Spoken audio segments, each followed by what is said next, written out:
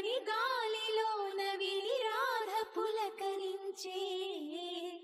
ముగ్ధ మోహనుని మదన సుందరుని తరుణి కాంచనించే car చీకటిలో దీపమల్లె ఘనశ్యాముడెదురు పడడే అతడి సర్వమనురాధ హృదయమును అసలు తెలుసుకొనడే పెదవి ఉనికి నిందుకనో వయసు ఉనికి దేనికనో